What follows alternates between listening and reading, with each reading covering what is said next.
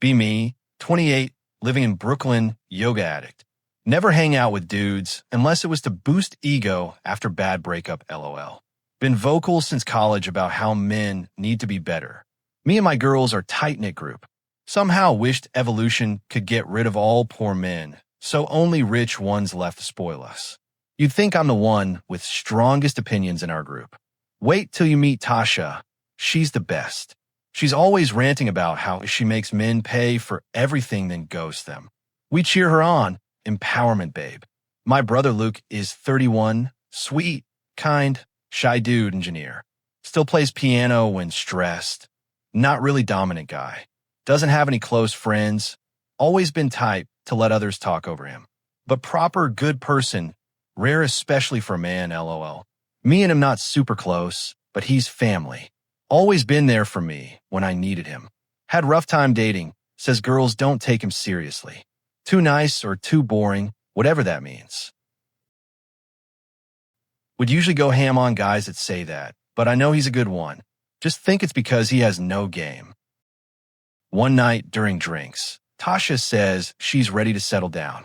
Says she wants stable guy, someone to build future with. Me, light bulb moment. You should meet my brother. I set them up to hit it off. Tasha turns on her charm. Luke is head over heels within 2 weeks. He starts texting me thanking me. Says he hasn't felt disrespected before. Tasha tells us he's sweet, thoughtful, brings flowers, plans thoughtful dates. We say, but also kind of cringe. Make sure he pays though. Tasha, of course. I'm not going Dutch with a man. 6 months later, they move in together. She posts couple goals content 24/7. Soft life loading captions. I'm proud. Told everyone at work I helped create Power Couple. She started asking weird stuff though. Wanted access to his work calendar. Said, I should be able to know what you're up to at all times for when I miss you. He found it cute. I thought it was just being organized. But she'd text him if he was 3 minutes late replying. Are you with someone else or just ignoring me? He'd laugh nervously. Says she just has attachment issues. I brushed it off. Everyone's got trauma, right? She started going on solo trips. One night Luke called me. Said, do you think it's weird she's always gone on weekends? I said, she just needs space. Don't be insecure. He went quiet. Said, I don't know. Sometimes I feel like she's just waiting for me to mess up. I laughed. Said, no girl stays with a guy she doesn't like. Trust me. He said, okay, but something in his voice cracked. I brushed it off. Had wine night planned with the girls. Tasha called them self-care weekends. He'd ask where. She'd say, don't be controlling. That word stuck because that's what she called him later in court. Yes, you won't believe where this ends up going. A year passes, they get married. Wedding was expensive. He paid for most of it. She joked about it when with us. If he can't provide, why even marry him? LOL. Usually I'd say something along those lines too. But for some reason it feels off when my brother's the one she's talking about. Nah, I'm overthinking it. At the wedding, Tasha kept making jokes. Can't wait to upgrade his wardrobe. His job title needs glow up too. Laughed it off. Thought it was her way of motivating him. She's just ambitious. Mom raised eyebrow at the speeches. Luke's vows were personal. Hers were mostly jokes. I vowed to never let him order for me again. Everyone laughed. I did too. Now it haunts me. They got back from honeymoon, and she immediately made vision board. Said she wanted Range Rover. Said Luke should aim for management. He was already doing well, but she wanted CEO, status kind of guy only. Told him to stop buying his Pokemon cards. We need to manifest a legacy. He tried to explain they were good investment too. She shut him down immediately, so he started selling all of them off. Tons of vintage Pokemon and graded stuff, or whatever he said those were. Use that money to get her birthday gift, Chanel bag. She posted it. He understands the assignment. I thought they were thriving. I called it Power Couple Goals. We laughed, another glass of wine, another clap back to the patriarchy. At first seemed fine, then slowly she starts texting less in group chat. Posts go from soft life to self-care is knowing when to walk away. I brush it off. Luke still smiles in family dinners, but less eye contact. Says he's busy a lot now, working overtime. Tasha shows up to our outings one day. Asked how things have been with her and my bro. Says he's not romantic anymore. Says she wants someone who keeps that same energy. Says he's distant, boring, too obsessed with his work. I say maybe he's just tired. She rolls her eyes, says men always use stress as excuse to be emotionally lazy. Whole table agrees. I don't speak up either. They even had kid together, baby girl Lily, beautiful, looks like Luke. Tasha posted pics of her daily. Girl mom era. Kept saying she was going to raise strong, independent queen. But every night she made Luke do diapers and 3 a.m. feedings. He never complained. He loved that little girl more than life. Started saving more aggressively. Told me he made a will. Said, if anything happens, I want everything going to Tasha and Lily. I smiled, said, you're such a good man. He said, I just want to protect my family. I didn't know he'd need protection himself. One day, Luke comes to my apartment, face pale, hands shaking. Says he saw messages on Tasha's laptop. Some dude named Mark texts about how Luke was good provider, but not exciting. Says she's been seeing him during her solo weekends. I felt my chest cave in. He says, I don't know how to be angry. I just feel hollow. I say, confront her. He says she'll just gaslight me. He does anyway. She denies it. Then says, you've been neglecting me for months. He says, I was working overtime to support you. She says, that's not love. You're just doing it so you can have more money to buy your Pokemon cards. Next day, divorce papers, no warning. Luke texts me, did you know? I didn't. He sound broken. Says she said she doesn't feel seen and wants to explore herself again. She moves out same week. Luke's still paying rent. Starts getting worse. She's got lawyer. She's asking for spousal support. Says he robbed her of her best years. They were married for 2.5 years. She posts subtle digs online. Never settle for potential. Protect your peace. Girls in comments cheer her on. I watch silently. Court hearings begin. She plays the emotional abuse card. Said Luke used money to threaten her, that he made her feel financially trapped, even though she used his card freely, even though he never once told her what she could or couldn't buy. Even the Chanel bag was proof he was buying her silence. Judge asked if she had income. She said she was working on wellness coaching brand. Hadn't made a dime, but said being a mom was full-time job. Court nodded. Tasha cried on cue. Crazy. Honestly, it's like she knew what she was doing. Luke didn't, just sat there looking like gravity was pulling him harder than everyone else. His lawyer said he wants joint custody, no assets disputed, just peace. Tasha's lawyer laughed, said, we're not here for peace, we're here for fairness. They took half his savings, property that Dad gave to him when he first started working. Suddenly, I feel like Tasha's robbed our family. On top of that, he had to pay $3,000 a month in child support. What on earth? I suppose he's going to be stuck with that bill for the rest of his life. She got primary custody of Lily. Judge said Luke can visit Lily twice a month supervised because he's too emotionally unstable. He cried in the hallway, not for himself, but because she won't remember his lullabies. Said Luke was too busy with work, as if that wasn't the reason he could provide in the first place. He left court, looked older than our dad. She says he neglected her, mentions his long work hours. Somehow makes it sound like cruelty, brings up time he forgot to get almond milk. Judge nods. I sit in the back, stomach churning. Luke looks drained, hair thinning, bags under his eyes. He used to hum while cooking. Now he just stares into his coffee. She gets the apartment. She gets spousal support. He gets weekend custody of a dog. He texted me one night throughout this ordeal, 1:43 a.m., just said, do you think she ever loved me? I stared at screen for 10 minutes, typed 4 different replies, deleted all of them. Just wrote, I don't know. He never responded. I try to hug him outside courthouse. He says, I should have known. I say she changed. He says, no, she didn't. I freeze because I remember her bragging about ghosting men for meals, and I vouch for her. Weeks pass. I start avoiding group chat. Tasha's in there still posting affirmations.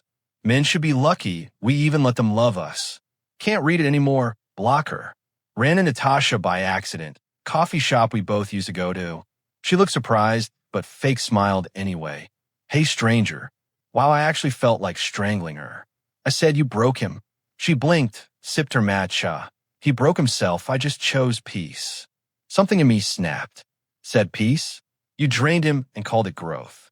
She laughed. Men aren't built for real women. Not my fault. I said, you used him. She said, you offered him to me. Remember? My heart stopped because she was right. She wasn't even defensive, just cold, like she'd already won. Said, you girls always act shocked when we cash out, but you cheer me on the whole way. I couldn't breathe because deep down I did. I called her a queen when she got the Chanel. I reposted her affirmations. I thought she was empowering herself. Turns out she was just feeding on good men, and I gave her the plate. Family gathering. Luke shows up late. Mom hugs him longer than usual. Saw him once from across the street, sitting in his car. Engine off, staring at dashboard like if he moved it had all fall apart. I sit beside him. He doesn't look up from his plate. I whisper, I didn't know she'd do that. He shrugs, says, you warned me she was ambitious, not that she was cruel. I go home that night, cry for first time in months.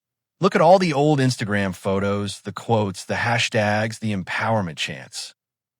And I start wondering, was it ever really about equality or just about winning? Can't stop seeing Luke's face at the courthouse. The man who used to build model planes now can't even sleep through the night because the woman I introduced into his life destroyed it. I stopped posting for a while, started listening instead. Started to Google about men's point of view in divorces. Found huge subreddit where men talk about their divorce stories. Read every thread. Cried more than I'd admit because they all sounded like my brother. Call my cousin Nate. Haven't talked properly in a while. He picks up. Asks what's up. I tell him about Luke. He sighs like he's heard this one before. Says, yeah, that's why I'm never marrying. I asked him to explain. He says, we can't win.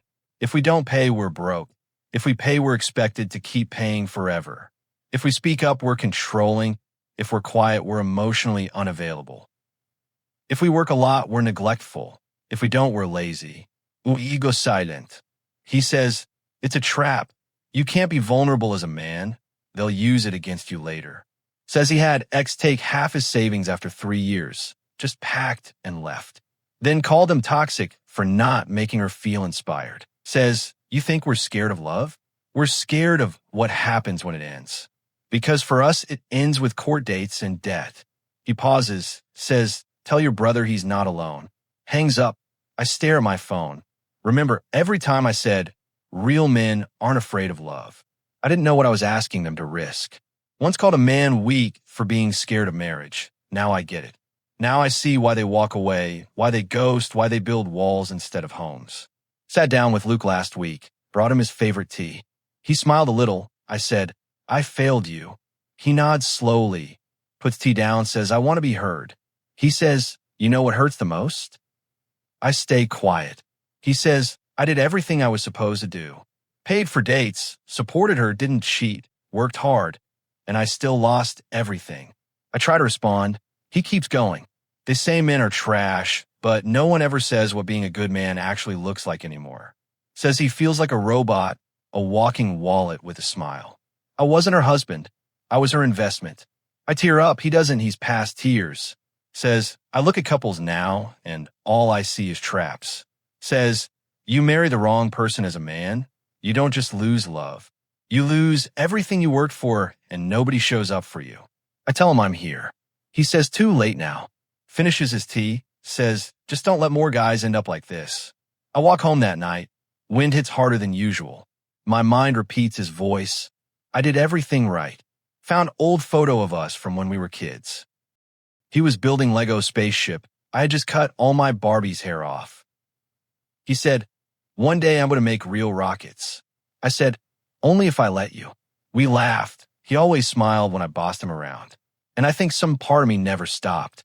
He said, you believe what everyone else believed. You're not the only one. I said, but I was supposed to protect you. Maybe that's what hurts most. I wasn't just a bystander. I helped set the trap. I handed him over to someone who saw love as currency. And now he's paying interest on trust. If you're a woman reading this, please don't ignore men when they say they're scared. Don't laugh when they say marriage terrifies them. Because when it goes wrong, they don't just lose love. They lose their homes, their money, their kids, and worst of all, their peace. My brother made me realize that while most men don't have game, and kind of suck. Not all of them are that bad. I cried in the bathroom that night. Not for Luke, but for me, for who I used to be. For every girls' night, I sat through nodding at stories of when girls managed to take advantage of dudes like this, clapping for every man they discarded. We called it feminism, but now that it's happened to my brother, I don't want to say it is. Was I always this blind?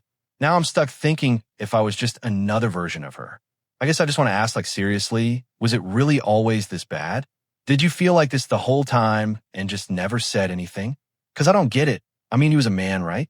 He could have stood up for himself. He didn't have to let her walk all over him. That's not my fault, is it? I didn't force him. I just thought she was ambitious. I didn't know it meant destroy everything in her path. And now I'm sitting here wondering, is this why so many of you just disappear? You stop texting back, you stop planning dates. You say you're working on yourself, but really you're just bracing for the next hit. Is that it?